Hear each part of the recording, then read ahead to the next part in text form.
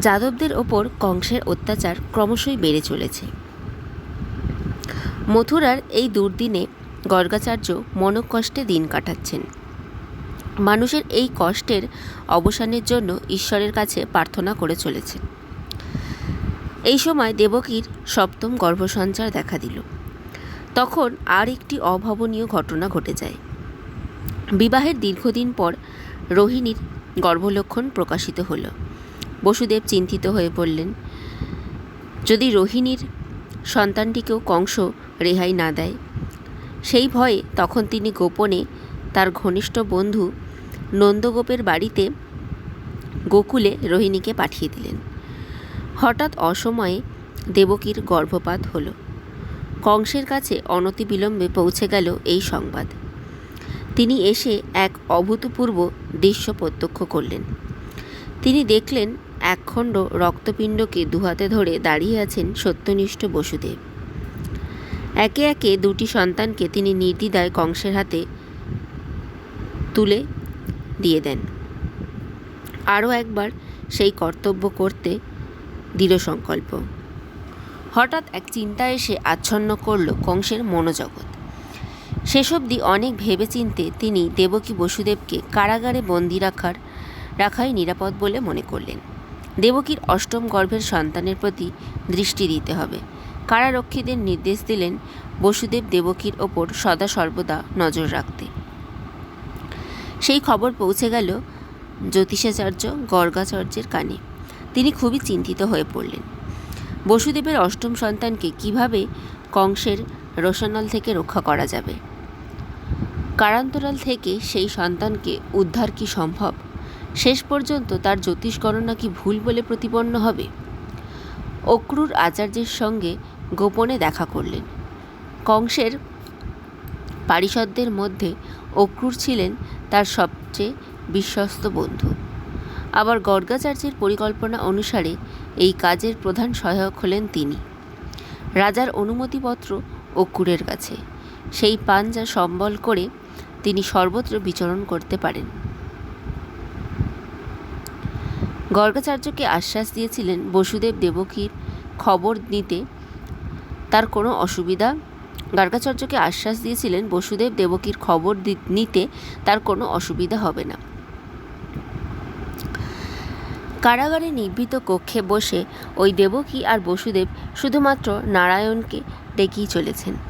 তারা জানেন না কবে এই কারা যন্ত্রণার অবসান হবে। আহার নিদ্রা ত্যাগ করায় তাদের শরীর ক্রমশ শীর্ণ হয়ে আসছে। কংসের অনুমতি নিয়ে অক্রূর তাদের সঙ্গে দেখা করলেন। আহা, সোনার প্রতিমা দেবকী এখন এক অস্থি চর্মসার প্রেতমূর্তি। কোথায় পুরুষসিংহ বসুদেবের তেজস্বিতা? এই বসুদেব এক কঙ্কাল মার্ত, দুর্বল, অসহায়, সকলের করুণার পাত্র। অশ্রু মেশানো কণ্ঠে বসুদেবকে সান্ত্বনা সুরে অক্রূর বললেন, বসুদেব, তুমি যদি এভাবে ভেঙে পড়ো তাহলে চলবে না। তোমার ওপর মথুরার আগামী ভবিষ্যৎ নির্ভর করছে। আর কিছুদিন ধৈর্য ধরো। আমি স্পষ্ট দেখতে পাচ্ছি মথুরার অন্ধকার ক্রমশ কেটে যাচ্ছে। তুমি শূরসেন রাজ্যের একমাত্র ভরসা। হতদম্য, হতাশ, বিষণ্ণ বসুদেব অক্রূরের এই কথার কোনো প্রত্যুত্তর দিলেন না। ওপর দিকে মুখ তুলে চোখ বন্ধ করে কী সব ভাবতে লাগলেন। অক্রূর বললেন, হতাশ হও না বসুদেব, আমি মাঝে মধ্যে তোমাদের সংবাদ নিতে আসব। তোমাকে যে শুভ সংবাদটি দিতে এলাম তা এখনও বলতে পারিনি। নন্দগৃহে রোহিণী একটি পুত্র সন্তান প্রসব করেছে। প্রসূতি আর জাতক উভয়ই সুস্থ। একথা শুনে বসুদেব এবং দেবকীর মুখে ভাবান্তর দেখা দিল। বসুদেব অক্রূরের হাত দুটি চেপে নিচু স্বরে বললেন, কংস এ খবর জানে না তো? না, একথা তুমি ভেবো না। তুমি একটু ধৈর্য ধরো। আচার্যদেব তোমাদের জন্য খুবই চিন্তিত। বসুদেব দেবকীর কাছে গিয়ে বললেন, শুনলেন তো দেবকী, রোহিণীর সন্তান হয়েছে।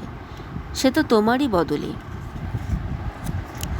এত দুঃখের মধ্যেও আনন্দের হাসি ফুটে উঠল শোকস্তব্ধা দেবকীর মুখমণ্ডলে। কিছুদিন পর আবার দেবকীর গর্ভলক্ষণ প্রকাশ পেল। এই খবর অক্রূর মারফত পৌঁছে গেল কংসের কানে। গর্গাচার্যের কাছেও এই খবর পৌঁছে দিলেন অক্রূর। খবর শুনে গর্গাচার্য একাধারে আশান্বিত ও চিন্তিত হয়ে উঠলেন। এই সংবাদ কংসের মনে আনন্দ ও বিষাদের এক অদ্ভুত প্রতিক্রিয়া সৃষ্টি করেছিল। শত্রু এখন তার হাতের মুঠোয়। এইবার সেই ভবিষ্যৎবাণী তিনি ব্যর্থ করবেন।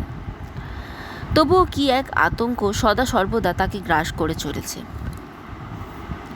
তিনি অক্রূরের মুখে শুনেছেন দেবকী ভগ্নস্বাস্থ্য হয়ে কুৎসিত দেখতে হয়েছে। একবার প্রিয় বোনকে দেখতে যাবেন কংস। সেখানে গিয়ে এক নতুন দেবকীকে দেখতে পেলেন। গর্ভসঞ্চারের পর দেবকীর চেহারার অপূর্ব পরিবর্তন সাধিত হয়েছে। কংস অন্যমনস্ক হয়ে পড়েছেন। শেষ অবধি তার সমস্ত ষড়যন্ত্র সফল হবে তো? দেবকীর এই সন্তানকে বাঁচাবার জন্য গর্গাচার্য এক পরিকল্পনা করেছেন। তিনি জানেন কংসের গুপ্তচরেরা তার ওপর কড়া নজর রেখেছে। লোকচক্ষুর অন্তরাল থেকে তাকে কাজ করতে হবে। তাই ঠিক করলেন মথুরা থেকে বেশ কিছুটা দূরে যমুনার ধারে এক অরণ্যময় অঞ্চলে এক সাধারণ কুঠিরে বসবাস করবেন। সেখানে কয়েকজন বিশ্বাসী মানুষকে সঙ্গে নিয়ে তার পরিকল্পনা সফল করবেন। গোকুলে নন্দঘোষকে সংবাদ দিয়ে তাকে তার কুঠিরে নিয়ে এলেন। নন্দঘোষের কাছে তার পরিকল্পনার কথা বুঝিয়ে বললেন। নন্দঘোষের স্ত্রী গর্ভবতী জেনে গর্গাচার্য খুবই আশান্বিত হলেন। তার কেবলই মনে হলো ঈশ্বর বোধহয় তার আকুল প্রার্থনা শ্রবণ করেছেন। আচার্য নন্দকে বোঝালেন দেবকীর অষ্টম গর্ভের সন্তানকে যে কোনোভাবে বাঁচাতে হবে, কারণ তারই হাতে হবে কংসের নিধন। সেই সন্তান ভূমিষ্ঠ হবার সঙ্গে সঙ্গে বসুদেব তাকে নিয়ে নন্দর হাতে তুলে দেবেন। আচার্য বননিবাসী অনার্য সর্দার